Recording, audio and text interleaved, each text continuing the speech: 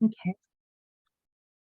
Hi, everybody. My name is Kayley Pingeon. I will be talking about understanding food sovereignty and improving ways to enhance Indigenous traditional food access on state managed lands. First, we will go into the background. So it's really important to understand that Native people have carefully managed and cultivated these lands throughout for thousands of years through Indigenous practices such as traditional ecological knowledge, using practices like controlled burning, and preserving the land as we know it today for thousands of years. But imposed development, including deforestation, mining, and drilling, has posed a lot of obstacles to food sovereignty, and it really overlooks the historical cultivation of these natural environments. It's also important to remember that settler colonialism has and continues to undermine Indigenous peoples' politics and cultural sovereignty through historical forced removal and restricted access to ancestral lands and traditional sites.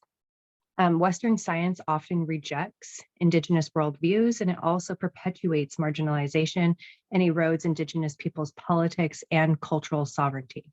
So, what exactly is food sovereignty? Well, it's the ability of communities to determine the quantity and the quality of the food that they consume by controlling how their food is produced and also distributed. In the picture below, you can see a serviceberry grove that I was able to visit in Olympia, Washington. It's a Olympia, and it's an indigenous forest garden. So next we'll talk about my research questions. I wanted to know how the Washington 29 federally recognized tribes increase traditional food access within their own communities, but also what state agencies can do to contribute to engaging more productively and honestly in regards to traditional foods sovereignty and traditional foods. With my internship, I worked with the Washington Department of Natural Resources, and I looked at ways that state agencies can improve Indigenous traditional food access on state managed lands.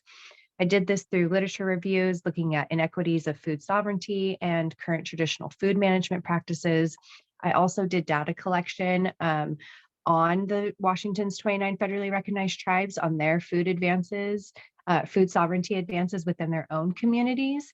And I also did interviews with policy, traditional food, archaeologists, and GIS experts to better understand the issue. And during one of those interviews was from the picture that I showed you guys before on my tour with Mo Major from the Department of Fish and Wildlife.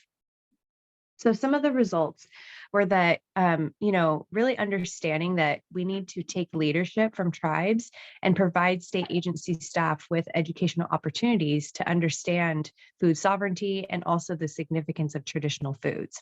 That is really critical to improve access on state lands. Figure 2 shows percentages of food sovereignty programs within the 29 federally recognized tribes that can be utilized. So getting this education from tribes that already have traditional food classes, there's 24% of the 29 federally recognized tribes that offer those, and oftentimes they're open to the public. Food Symposium reports there's 12%. 34% of them have language programs, and 30% of them have their own community gardens. So adopting traditional food programs within state agencies, attending these food symposiums, and donating to tribal food sovereignty movements not only gets us engaged and educated on the state agency side of things, but it also is improving food access along the way. And also we can talk about restoration. Currently, specifically with the Department of Natural Resources, but other state agencies that are working with natural resources, all of them are doing restoration work currently, and they're doing it in partnership with the tribes already. The disconnect is the educational gap in understanding the importance of food sovereignty for our tribal nations and for how it's all interconnected within restoration. And there's cultural values and nutritional values, which we'll get into later, but really adopting tribal restoration initiatives and taking leadership from local tribes on restoration management practices and including traditional ecological knowledge into our management practices, which are heavily Western science-based, were able to improve access, doing things that we're already doing, just switching our mind state and getting educated. And some of the takeaways are that it's really critical that non-Indigenous systems and institutions yield authority and also time and resources to deconstruct and decolonize their own colonial postures toward tribal nations. So some of the broader significances, which I mentioned a little bit earlier, are the cultural values and nutritional values as well. Lavana Wilkins from the Yakama Nation said, "Our people never claimed ownership, never. We didn't own this land, the Creator did. We didn't own this water, the Creator gave it to us for life. We didn't own the animals, they made their own decisions, and we have all the stories that tell it. And we, the trees, everything we used for our own, but we also gave thanks and prayer for everything that we took from Mother Earth. Everything has meaning, everything has very deep meaning, our spiritual way of life." And so when we're looking at cultural values, harvesting traditional foods is one of the main links that Indigenous peoples have to the land. And it's a main way to transfer skills and maintain those cultural values. Like you can see in the picture below, the Puyallup tribe's first salmon ceremony. And almost every tribe in Washington has their own yearly first salmon ceremony, and they have had them for hundreds and thousands of years.